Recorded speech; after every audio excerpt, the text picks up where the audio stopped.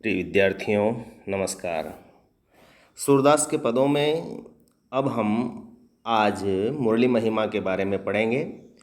मुरली महिमा के जो पद हैं वस्तुतः वह व्याज स्तुति अलंकार में है। मुरली को गोपियाँ अपने सोतन के रूप में देखती हैं और उन्हें लगता है कि कृष्ण मुरली से ज़्यादा प्रेम करते हैं, हमारे से नहीं। कुछ ऐसी ही मुरली की महिमा इस पद में उजागर हो रही है। हम देखते हैं कि एक सखी अपनी दूसरी सखी से किस तरह से उस मुरली का वर्णन करती है। वो कहती है कि मायरी मुरलियति गर्व काहु वदति नहीं आजो, हरि को मुख कमल देखि पायो सुख राजू। सूरदास क्या कह रहे हैं यहाँ पर? वो कृष्ण की मुरली की महिमा का वर्णन गोपी के माध्यम से कर रहे हैं। गोपी अपनी सखी से कहती है कि हे सखी, ये मुरली आज बहुत गर्व कर रही है, अति गर्व का हूँ, और वदती नहीं आज, और किससे बात भी नहीं कर रही, किससे बोलती भी नहीं है। अपने आप को यह बहुत महत्वपूर्ण समझ रही है। इसने क्या कर रखा है? यह हरि अर्थात कृष्ण के कमल मुख को देखकर बड़े सुखपूर्वक उनके पास बैठी हुई है और उनकी छत्र छाया में है। यानी वह कमल मुख को देखकर सुख प्राप्त कर रही है और इसी कारण से अपने आप को घमंडित कर दिया है और गर्व से कारण दूसरों से बात तक नहीं कर रही है। यही देखकर मुझे पीड़ा हो रही है। और उस मुरली ने क्या किया है कि बैठित कर पीठी दीठी अधर छत्र छाही, राजते अति चंवर चिकुर सुरद सभा माही।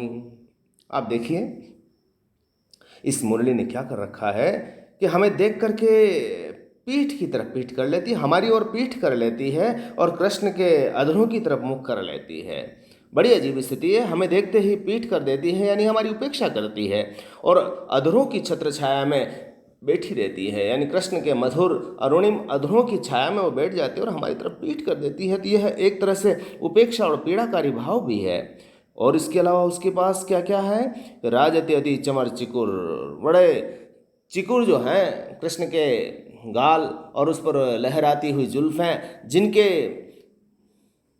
चंवर तले वह बैठी हुई है और ऐसी लगा है, ऐसा लगता है कि किसी सुंदर सभा के मध्य वह अपना स्थान पाए हुए है। और ऐसी स्थिति में वह बड़ा यूं तो सुंदर लगता है, लेकिन वह हमारे को पीड़ा देने वाली है।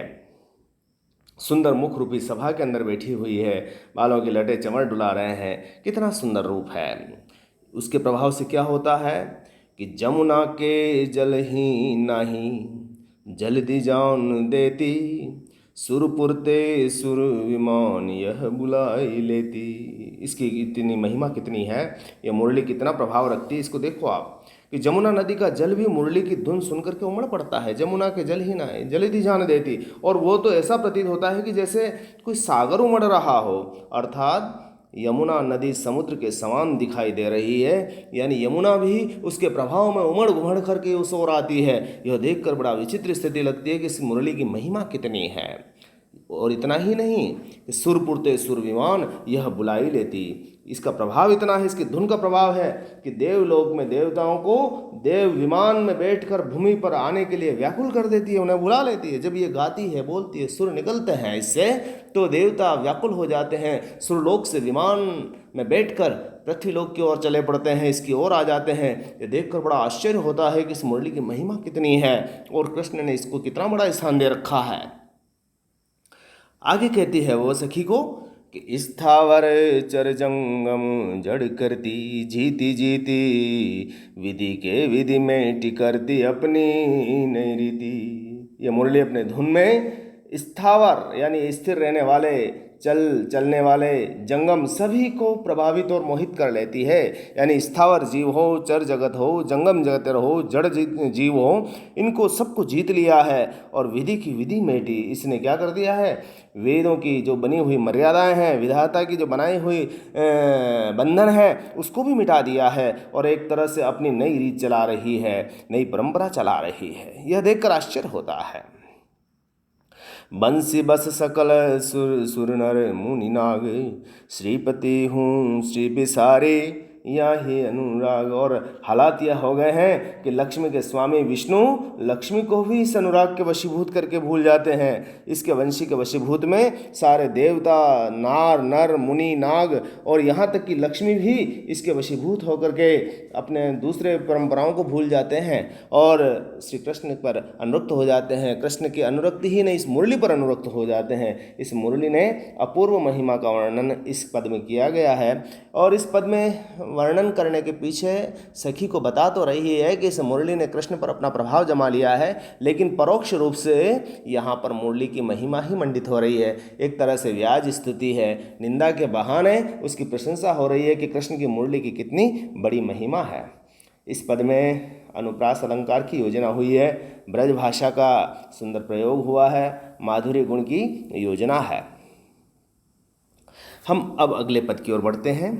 यहाँ पर भी मुरली की महिमा इसी तरह से व्याज स्तुति में हुई है और यहाँ पर भी कृष्ण की मुरली की महिमा का वर्णन वही एक गोपी है जो अपनी सखी से कहती है और किस प्रकार से कहती है कि मुरली जो है अब गोपाल को बहुत अच्छी लगने लग गई है और इसी कारण से वह अब उसको बार बार नाच नचा रही है और इसके परिणाम स्वरूप हमारी तो उपेक्षा हो ही रही है।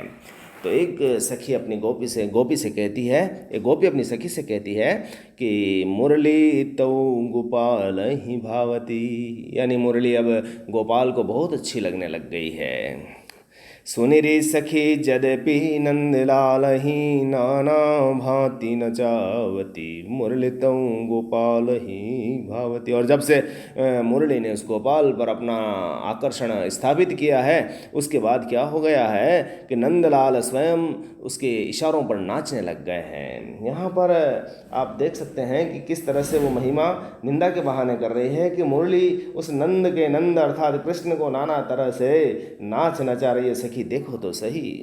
और क्या करती है आगे भी सुंदर वर्णन है उसका दृश्यमय, जहाँ वो नटराज कृष्ण के रूप में अपने आप को देखें कि राखती एक पाई ठाड़ो करी, अत्यधिकार जनावती, कोमल तन आज्ञा करवावती, कटी टेढ़ी वे आवती, मुरली तो गोपाल ही भावती।